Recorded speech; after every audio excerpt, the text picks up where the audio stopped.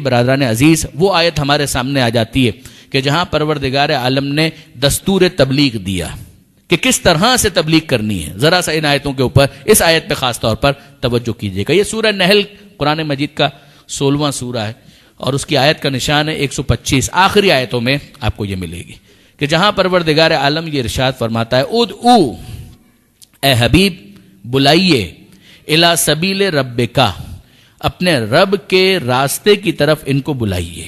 اور کیسے بلائیے؟ 3 چیزیں یہاں پر بیان کی گئیں. بالحکمہ، حکمت کے ساتھ بلائیے. والموعظۃ الحسنہ، اچھی طرح سے نصیحت کریں. وجادلہم باللتی ہی احسن، اور جب ان سے جدال کریں، بحث کریں تو جدال بھی اچھے طریقے سے کریں. دیکھیے برادران عزیز، موعظے کے ساتھ کہا گیا موعظہ حسنہ ہونا چاہیے، جدال کے ساتھ کہا گیا جدال احسن ہونا چاہیے، جدال حسن ہونا چاہیے.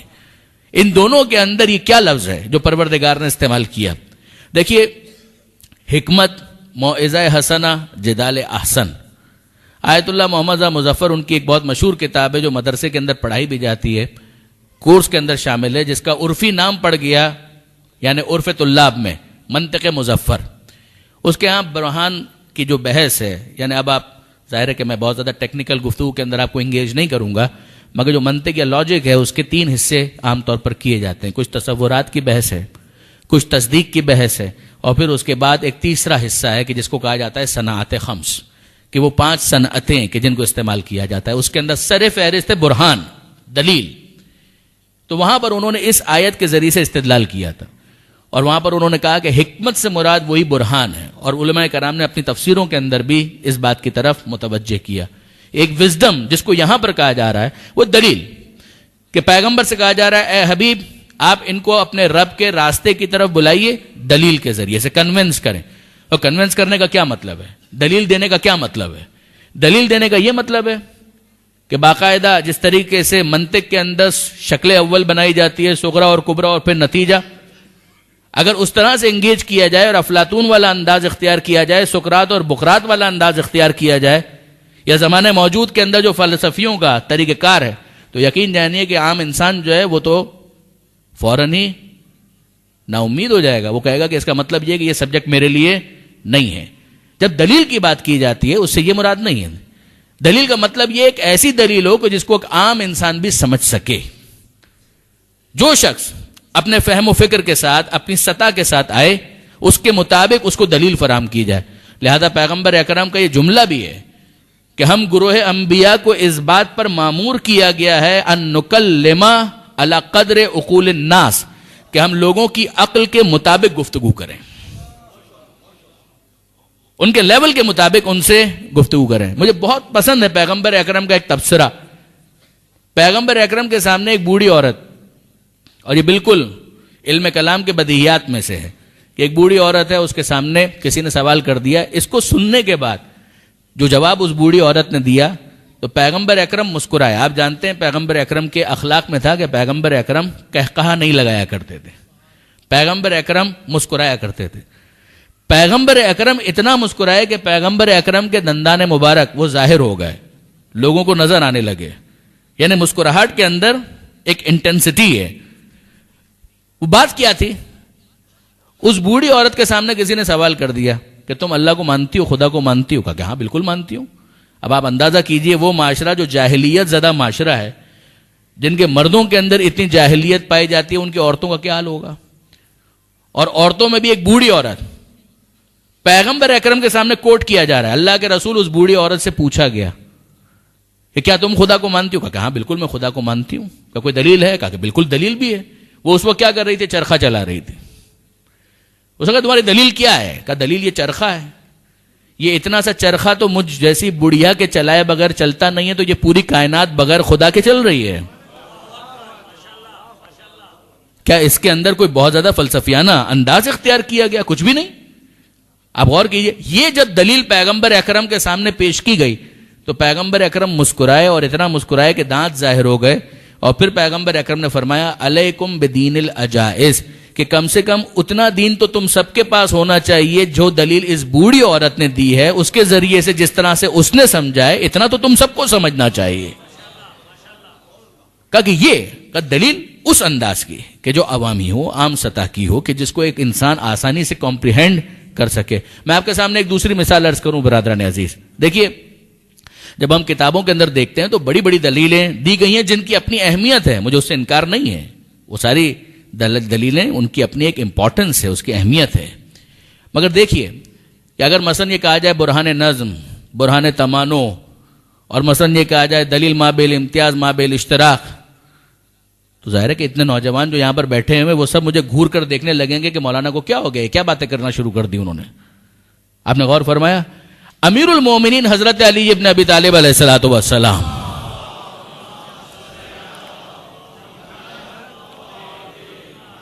نہج البلاغہ کے اندر مولا کائنات کس طرح سے دلیل فراہم کرتے ہیں، وہی جو پیغمبر اکرم کے علوم کے وارث ہیں وہ کس طرح سے پریزنٹ کرتے ہیں. امیر المومنین فرماتے ہیں کہ دیکھو جتنے انبیاء آئے آدم سے لے کر خاتم تک ان سب نے ایک خدا کی بات کی ہے. اگر کوئی دوسرا خدا ہوتا تو کیا خالی بیٹھ جاتا؟ آدم آئے وہ کہہ رہے ہیں خدا ایک ہے، ابراہیم آئے وہ کہہ رہے ہیں خدا ایک ہے، نوح آئے وہ کہہ رہے ہیں خدا ایک ہے، آخری نبی آئے وہ کہہ رہے ہیں خدا ایک ہے، وہ سب کے سب کہہ رہے ہیں خدا ایک ہے. اگر وہ دوسرا خدا ہوتا تو وہ بھی اپنے نبیوں کو بھیجتا. یہ کیسے ہو سکتا ہے کہ ایک تو بھیج رہا ہے اور دوسرا خاموش بیٹھا ہوا ہے؟ یا وہ نہیں ہے یا وہ عاجز ہے. اگر نہیں ہے تو بات ختم ہو گئی، اور اگر عاجز ہے تو اس کا عاجز ہونا خود اس بات کی دلیل ہے کہ جو عاجز ہوتا ہے وہ سب کچھ ہو سکتا ہے، خدا نہیں ہو سکتا. آپ نے غور فرمایا یہ دلیل پیش کرنے کا وہ انداز جو معصومین کے ذریعے سے ہم تک پہنچا. اب آئیے اس کے بعد دوسری چیز جو وہاں پر بیان کی گئی وہ کیا ہے؟ حکمت کے ذریعے سے کا موعظہ حسنہ، کہ اچھی طریقے سے نصیحت کرنا. اور تیسرا کیا ہے؟ کا جادلہم باللتی ہی احسن، بحث بھی اگر کرنی ہے تو اچھی طریقے سے بحث کرنی ہے. کیا مطلب؟ ایسی بحث کہ جس کے اندر حسن ہو، بیوٹی ہو. ایک وہ انداز ہوتا ہے کہ جس کے اندر اس بات کی کوشش کی جاتی ہے کہ سامنے والے کا کریکٹر ایسیسینیشن کر دیا جائے، لیگ پولنگ کی جائے، تو اس کو یہ احساس وہ آفینڈڈ فیل کرے گا، تو بات اگر صحیح بھی ہوگی تو وہ مانے گا نہیں، دل دور ہو جائے گا. آپ غور فرمائیے گا کہ ان سے اگر بحث بھی کرنی ہے تو اس طرح سے بحث کرو جو جدال احسن ہو. ایک ہوتا ہے چڑھائی کرنا، چھا جانے کی کوشش کرنا، اسلام اس کا مخالف ہے. آپ دیکھیے برادران عزیز، پروردگار عالم نے سورہ قصص 28واں سورہ ہے، وہاں پروردگار عالم یہ ارشاد فرماتا ہے کہ تلک الدار الاخرہ، وہ آخرت کا گھر، نجعلھا، وہ ہم قرار دیتے ہیں، للذین، ان لوگوں کے لیے، لا یریدون علوا فی الارض، جو زمین پر چھا جانے کا ارادہ نہیں رکھتے، والعاقبۃ للمتقین، اور عاقبت وہ صاحبان تقوی کے لیے. یہ کیا ہے؟ پروردگار عالم وہاں پر بھی یہی سمجھا رہا ہے کہ تم چھا جانے کی کیوں کوشش کرتے ہو؟ یہ تمہارا ارادہ کیوں ہے کہ سامنے والے کو مغلوب کر لو؟ نہ، اپنی بات پیش کرو، اپنی بات بیان کرو. تمہیں ڈیفینس کرنا پڑ جائے ایک الگ بات ہے، ورنہ تمہارا ارادہ یہ کیوں ہو کہ سامنے والے کو کسی طریقے سے لیٹ ڈاؤن کرنا ہے، کسی طریقے سے سامنے والے کو ذلیل کرنا ہے. کیوں یہ ارادہ ہو؟ کہ یہ ارادہ تمہارا نہیں ہونا چاہیے. وہاں پر ہم دیکھتے ہیں پروردگار کہتا ہے جدال کرو، جدال احسن. جدال کا مطلب بحث کرنا. کیا فرق ہے اس میں اور اس برہان کے اندر، دلیل کے اندر؟ ایک فرق ہے.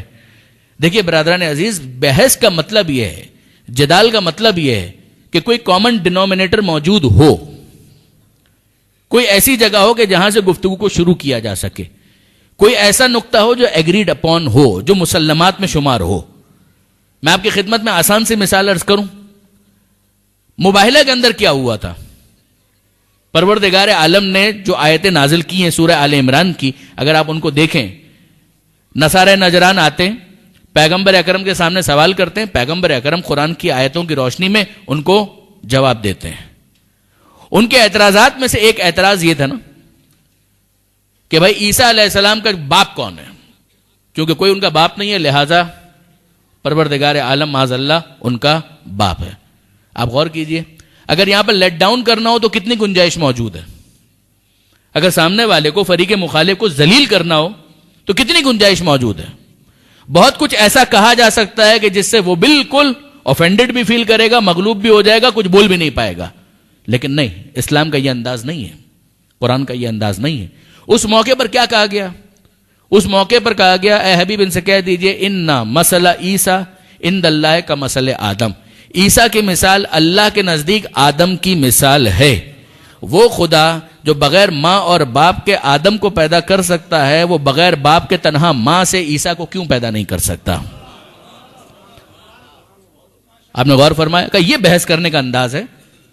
اب یہ بات کس سے کہی جا سکتی ہے؟ جو آدم کو مانتا ہو۔ یہ ہے وہ کامن ڈینومینیٹر کہ جہاں سے بات کو شروع تو کیا جا سکے۔ اگر وہ کہے کہ میں تو آدم کو بھی نہیں مانتا، تو ظاہر ہے کہ پھر اس کے سامنے آدم کی مثال پیش نہیں کی جائے گی۔ ایک ہے پیور آرگومنٹ، برہان، دلیل، اور ایک ہے جدال احسن، کہ جہاں پر کوئی کامن گراؤنڈ بنتا ہے۔ جب آپ چین کو اوپر کرنا چاہتے ہیں تو ظاہر ہے کہیں نہ کہیں نیچے اس کو ملنا چاہیے، اس کے دونوں سرے کہیں ملیں گے تو آپ اس کو کھینچ کر اوپر لا سکتے ہیں۔ لیکن اگر وہ نیچے ہی نہیں مل رہے تو آپ جتنا اوپر کھینچتے چلے جائیے کوئی فائدہ نہیں ہوگا۔ کہ یہ ہے اس بحث کا انداز کہ جس کے اندر جدال کیا جا رہا ہے، بحث کی جا رہی ہے، مگر سامنے والے کو مغلوب کرنے کے لیے نہیں۔ جدال احسن ہے، اور درمیان میں رکھا موعظہ حسنہ، کہ اچھی طریقے سے نصیحت کرنا، کہ اس کے اندر بھی سامنے والے کو ذلیل نہ کیا جائے، بات بھی اس تک پہنچ جائے۔ دیکھیں برادران عزیز، ایک ہے میسج دے دینا، اب وہ تو پروردگار عالم نے دے دیا کہ مثال کے طور پر نماز قائم کرو، تو ہمیں پتہ چل گیا کہ خدا نے نماز مانگی ہے، تو اب علم کی کمی تو نہیں ہے۔ اب تو مسئلہ یہ ہے کہ کسی طریقے سے اس بات کو جو دماغ تک پہنچ چکی ہے دل میں اتار دیا جائے۔ آپ نے غور فرمائے؟ اب اس کے لیے کئی مرتبہ کیا ہوتا ہے، مثلا ماں باپ میں وہ اپنی اولاد کو کچھ انسینٹیوز دیتے ہیں کہ بیٹا مثال کے طور پر تم فجر کی نماز پڑھو گے تو میں تمہیں یہ گفٹ دوں گا۔ تو علم نہیں ہے کیا اس کے پاس؟ علم تو ہے کہ بھائی 15 سال کا ہو گیا ہوں، نماز واجب ہو گئی ہے، پڑھنی ہے، مگر مسئلہ سارا یہ ہے کہ اس موقع پر نیند کو قربان کرنا اور مصلی کے اوپر آنا، اس کے لیے اپنے نفس کو قابو کرنا، تو اس کے لیے کسی نہ کسی انسینٹیو کی تو ضرورت ہے۔ یہ وہ منزل ہے کہ جہاں پر ہمیں پیغمبر اکرم کے یہ دو اوصاف سمجھ میں آتے ہیں کہ یا ایھا النبی انا ارسلناک شاہدا ومبشرا ونذیرا، اے حبیب ہم نے آپ کو رسول بنا کر بھیجا ہے اور شاہد بنا کر بھیجا ہے، گواہ بنا کر بھیجا ہے، ومبشرا ونذیرا، ہم نے آپ کو خوشخبری دینے والا بنا کر بھیجا ہے، ونذیرا، ہم نے آپ کو وارننگ دینے والا، ڈرانے والا بنا کر بھیجا ہے کہ آپ ان کو بتائیں جنت بھی ہے اور جہنم بھی ہے، یہاں کی عیاشی کے نتیجے میں وہاں پر تمہیں زحمت کا سامنا نہ کرنا پڑ جائے، اور یہاں پر اگر تم اپنے رب کی باتوں کو قبول کرو گے تو یقیناً تمہارے لیے وہاں پر نعمتیں ہیں کہ جو منتظر ہیں۔ اور فرمایا آپ نے کہ یہ دو چیزیں، یہ جو نصیحت ہے اس کو کرنے کے مختلف انداز ہیں۔ بس یہ بات ذہن میں رکھیے گا کہ نصیحت کا مقصد کیا ہے۔ کئی مرتبہ انسان بات کو سمجھ چکا ہوتا ہے، عقلی طور پر وہ اس بات کو قبول کر چکا ہوتا ہے، مسئلہ صرف یہ ہے کہ وہ بات اس کے دل میں ابھی پینیٹریٹ نہیں کر پائی۔ یہ وہ موقع ہے کہ جہاں پر نصیحت اپنا اثر دکھاتی ہے۔ میں آپ کی خدمت میں عرض کروں، کسی جگہ پر میں نے آیت اللہ کاشف الغطا، یہ تو پوری فیملی ہے نا، انہی کی ایک فرد، ان کا اپنے بیٹے کے ساتھ ایک مکالمہ پڑھا تھا، وہ میں آپ کے ساتھ شیئر کرتا ہوں۔ ایک مرتبہ درود بھیجے گا محمد و آل محمد۔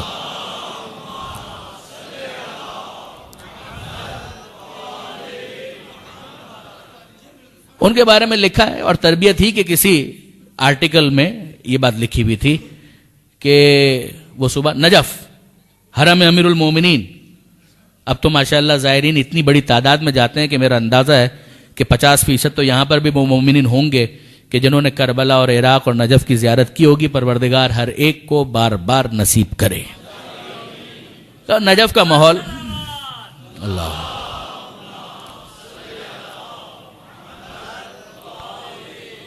نجف کا ماحول، اور آیت اللہ کاشف الغطا اپنے گھر سے فجر کی نماز پڑھنے کے لیے نکل رہے ہیں۔ بیٹا ہے، جوان ہے، اور انہوں نے اس کو جگایا، بیدار کیا، بیٹا نماز کا وقت ہو گیا ہے، چلو۔ اس نے کہا بابا آپ چلیں، میں پیچھے آتا ہوں۔ تو وہ آیت اللہ کاشف الغطا کو تو معلوم ہے کہ اس کا کیا مطلب ہے۔ بیٹا اگر یہ کہہ رہا ہے تو اس کا مطلب یہ ہے کہ تھوڑی سی وہ لبرٹی لے کے باپ چلا جائے تو ہو سکتا ہے کہ پھر اس کے بعد کروٹ بدل کر، بچہ تو بچہ ہے، جوان ہے بھی نیا نیا، تو ظاہر ہے اس طرح کی چیزیں تو ہوں گی، نیچرل ہے۔ تو اس نے اس طرح سے کہا کہ بابا آپ چلیں، میں پیچھے آتا ہوں۔ کہا کہ نہیں بیٹا، ہم ساتھ ہی چلتے ہیں، ویٹ کرتے ہیں، آپ کا انتظار کرتا ہوں، اس کے بعد ساتھ چلیں گے۔ اب اس کو سمجھ میں آیا کہ اچھا اب تو باپ جائے گا نہیں، تو اس کو اٹھنا پڑا. اتنا احترام تو تھا اس کے دل میں. وہ کھڑا ہو گیا، وضو کیا، اور باپ اور بیٹے دونوں اپنے گھر سے پیدل حرم کی طرف جانے لگے. راستے میں کچھ فقیر نظر آئے جو حرم کے دروازے پر بیٹھے ہوئے تھے. اب یہ جملہ دیکھیے آیت اللہ کاشف الغطا کیا کہتے ہیں. انہوں نے کہا بیٹا ایک بات بتاؤ، یہ فقیر جو یہاں پر بیٹھے ہیں ان کو کتنی بھیک مل جائے گی؟ کہا بابا کچھ پیسے تو مل جائیں گے. اب میں کرنسی تبدیل کر رہا ہوں کہ مثلا ہم روپے کے اندر کہیں کہ مثلا بابا ہو سکتا ہے سارا دن اگر بیٹھیں 25 50 100 روپے ان کو مل جائیں گے، 200 روپے مل جائیں گے، یہی مل جائے گا. کہ ایک بات بتاؤ، کیا یہ یقین سے جانتے ہیں اس بات کو کہ اتنے پیسے ان کو مل جائیں گے؟ صبح صبح اگر بیٹھے ہیں یہاں پر، کیا ان کو یقین ہے کہ اتنے پیسے اپنی رات قربان کر کے، اپنی نیند قربان کر کے یہاں پر آ کر بیٹھ گئے، تو کیا ان کو یقین ہے کہ 100 روپے ان کو مل جائیں گے؟ کہا کہ نہیں بابا یقین تو نہیں ہوگا، لیکن ایک امکان، شک کی حالت میں ہوں گے، مگر بہرحال ایک امکان تو ہے، شاید مل جائیں. اب وہ نصیحت کا جملہ ان کی طرف سے آتا ہے کہ بیٹا یہ مشکوک فائدے کے لیے اپنی نیند قربان کر کے یہاں پر آ کر بیٹھ گیا. اگر تمہیں واقعاً اس ثواب پر یقین ہو کہ جو فجر کی نماز حرم امیر المومنین کے اندر پڑھنے کا ہے، تو کیسے ممکن ہے کہ تم بستر پر سوتے رہ جاؤ اور یہاں پر نہ آؤ؟ وہ مشکوک فائدے کے لیے اپنا بستر چھوڑ سکتا ہے، تم یقینی فائدے کے لیے اپنا بستر نہیں چھوڑ سکتے. اب یہاں پر کیا کیا گیا ہے برادران عزیز؟ علم کی جہاں تک بات ہے، سمجھانے کی جہاں تک بات ہے، وہ تو پہلے اس کو معلوم ہے کہ فجر کی نماز واجب ہے. میں 15 سال کا ہو چکا ہوں، بلکہ 15 سال سے کچھ پہلے ہی عام طور پر لڑکوں کے اوپر نماز واجب ہو جاتی ہے، اس کو معلوم ہے. مگر مسئلہ سارا یہ ہے کہ وہ چیز جو اس کی عقل کے اندر ہے، علم بن کر ہے، اب اسے اخلاق کا حصہ بنانا ہے، اسے دل میں اتارنا ہے، تو اس کے لیے ایک نصیحت کا موقع تلاش کرنا ہوگا. اگر وقت سے پہلے بار بار ایک ہی جملے کو تکرار کیا جائے وہ بات ضائع ہو جائے گی، اور اگر وقت کو مس کر دیا جائے تو اپارچونٹی لاسٹ. اب آپ کی خدمت میں عرض کروں برادران عزیز کہ اب ذرا آئیے اور سیرت پیغمبر ختمی مرتبت احمد مجتبی محمد مصطفیٰ صلی اللہ علیہ وآلہ وسلم،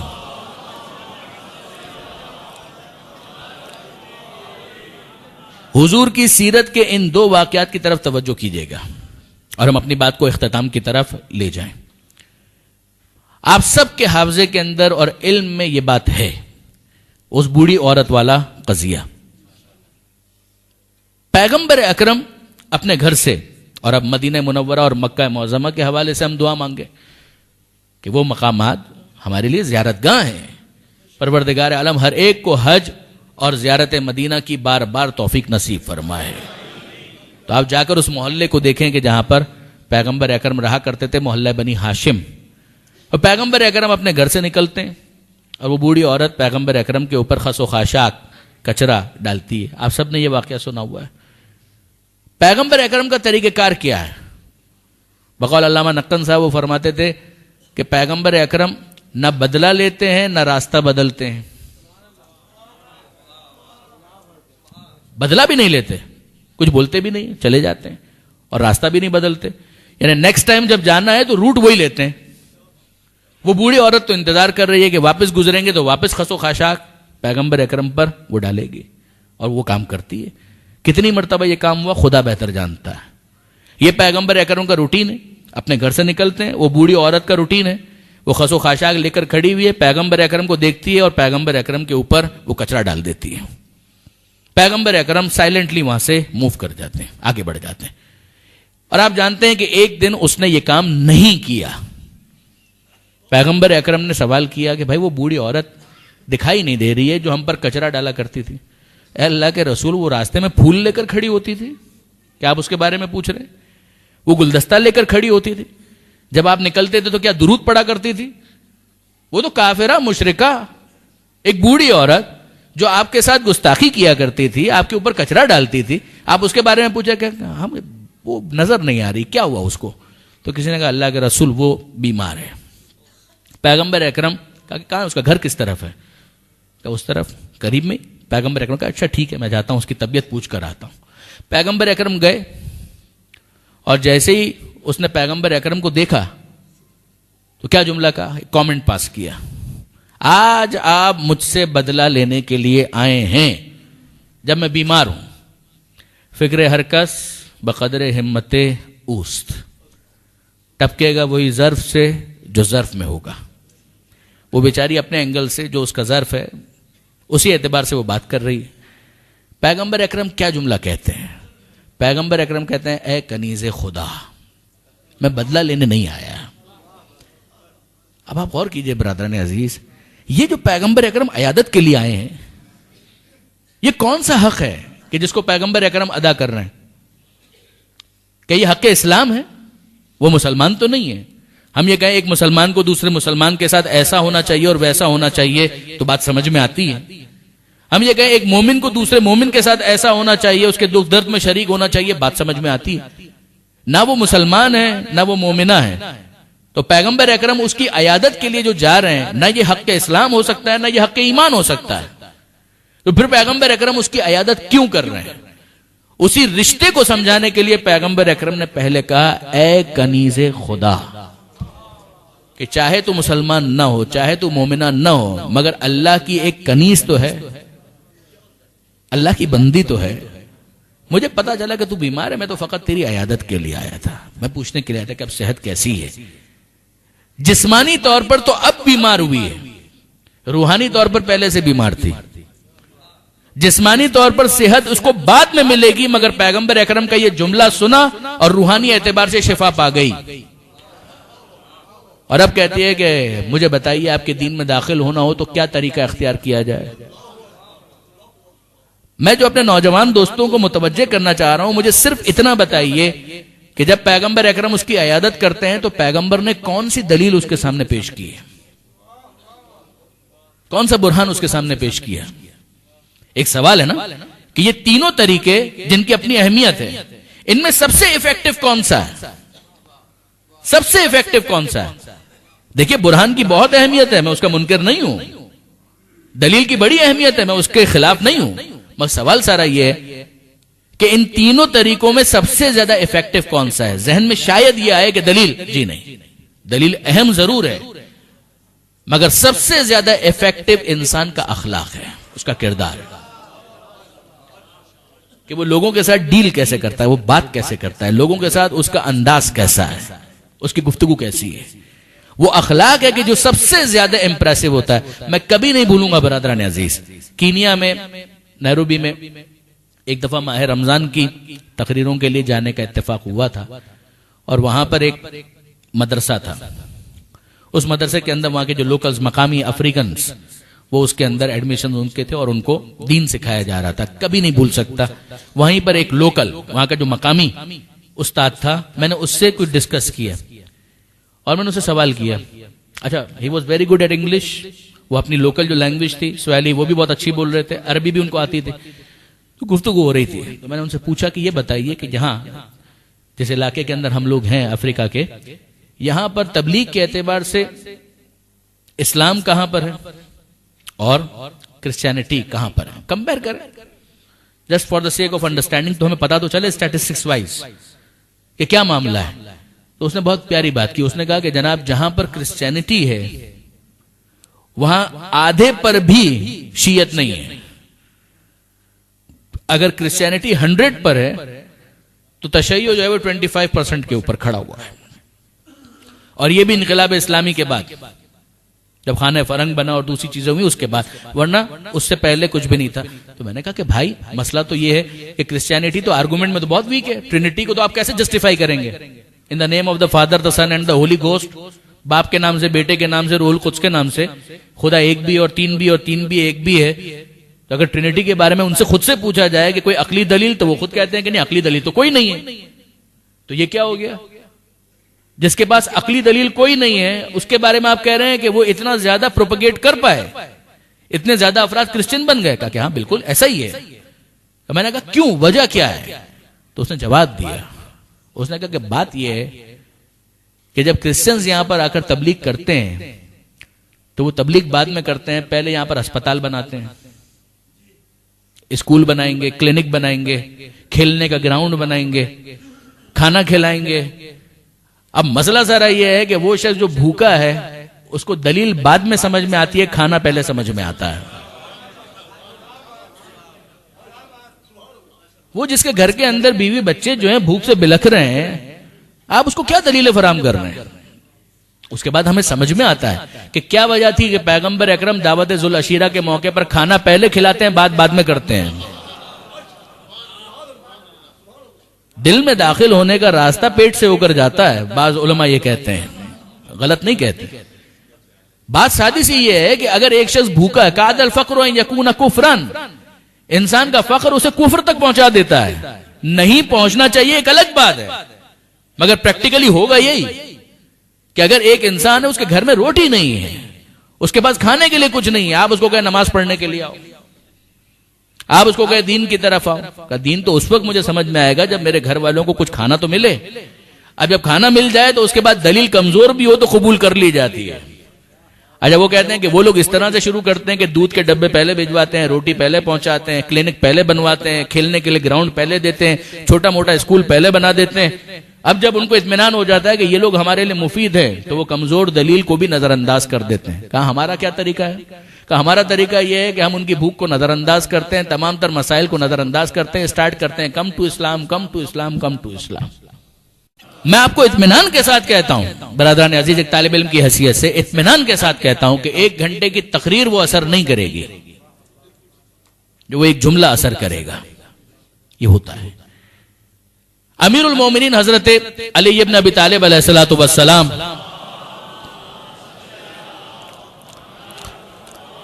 اب یہ بالکل آخری بات اور بات کو ہم مکمل کر رہے ہیں۔ امیر المومنین کے حوالے سے یہ ملتا ہے کہ امیر المومنین پیغمبر اکرم کی سیرت اخلاق، اس اینگل سے بات کو میں اختتام کی طرف لے جا رہا ہوں کہ پیغمبر اکرم کے اس شاگرد اور شاگرد رشید کہ جس نے یہ جملہ کہا کہ انا عبد من عبید محمد، میں محمد کا غلام، ہمارا فخر ہے کہ ہم اس علی کو مولا مانتے ہیں کہ جو رسول کا غلام۔ بہت غور فرمائیے گا، مولا کا جملہ انا عبد من عبید محمد، بلکہ صحیح معنوں میں تو غلامی کا حق بھی علی نے ہی ادا کیا ہے۔ امیر المومنین کسی کام سے کوفہ سے باہر نکلے، یہ مولا کی ظاہری خلافت کا زمانہ ہے، دیکھیے گا، باہر نکلے، اور یہ زمانہ فیس بک کا زمانہ نہیں ہے، انٹرنیٹ کا زمانہ نہیں ہے کہ جہاں پر سب کو پتا ہو کہ اس وقت حاکم ہے، وقت کون ہے، نہیں معلوم، نہ کوئی خبریں ہیں، نہ کوئی رسالہ ہے، نہ کوئی اخبار ہے، نہ انٹرنیٹ۔ امیر المومنین باہر آئے کسی کام سے، آن دا وے بیک جب جا رہے تھے کوفہ کی طرف تو راستے میں ایک یہودی سے ملاقات ہو گئی۔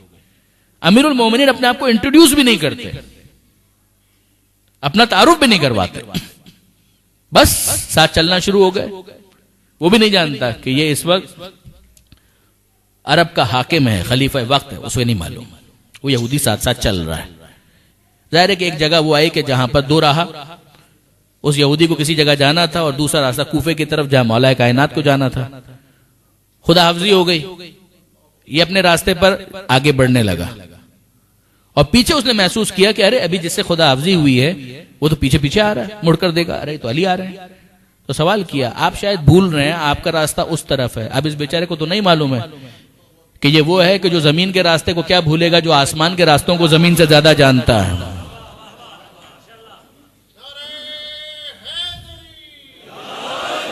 تو مولا نے کہا کہ نہیں، میں راستہ نہیں بھولا، مجھے اچھی طرح سے معلوم ہے کہ کوفہ کا راستہ کون سا ہے۔ کہا پھر یہاں پر آنے کا کیا مقصد؟ کہا کہ بات سادی سی اتنی ہے کہ میں جس دین کا ماننے والا ہوں، جس اسلام کو میں مانتا ہوں، ہمارے رسول کا ایک پیغام ہے۔ پیغام یہ ہے کہ اگر کوئی تمہارے ساتھ سفر کر رہا ہو تو سفر کے اختتام پر ایک حق اس کا تمہاری گردن پر آ جاتا ہے۔ میں تو بس اس حق کو ادا کرنے کے لیے چاہ رہا تھا کہ تھوڑا اور تمہیں کمپنی دوں، مشایعت کروں، پھر اس کے بعد میں اپنی راہ پر چلا جاؤں گا۔ کہا اب مجھے سمجھ میں آیا، وہ یہودی کہتا ہے کہ اب مجھے سمجھ میں آیا کہ اسلام کیسے پھیلا، اسلام کیسے پھیلا۔ یہ ہے وہ کردار کی تبلیغ برادران عزیز۔ بے شک ادعو الی سبیل ربک بالحکمہ، اے حبیب اپنے رب کے راستے کی طرف بلائیے حکمت کے ذریعے سے، والموعظۃ الحسنہ وجادلہم باللتی ہی احسن، دلیل کی بہت اہمیت ہے، اچھی طریقے سے بحث کرنے کی بڑی اہمیت ہے، مگر یقین جانیے برادران عزیز یہ جو پروردگار نے کہا ہے نا موعظہ حسنہ، یہ جو خدا نے کہا انک لعلی خلق عظیم، کہ یقیناً آپ اخلاق عظیم کی منزل پر ہے، جتنا زیادہ یہ ایفیکٹو ہے کوئی دوسری چیز اتنی ایفیکٹو نہ ہے نہ ہو سکتی ہے، نہ اس زمانے میں، نہ آج کے زمانے میں، اور نہ قیامت تک کوئی دوسری چیز اتنی ایفیکٹو نہیں ہو سکتی کہ جتنی انسان کا کردار افیکٹو ہوتا ہے. بس اختتام چھٹے امام کے اس جملے پر کرتے ہیں.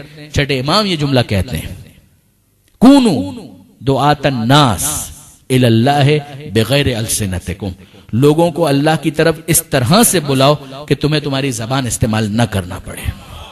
برحمتك يا أرحم الراحمين وصلى الله على محمد وآله الطاهرين.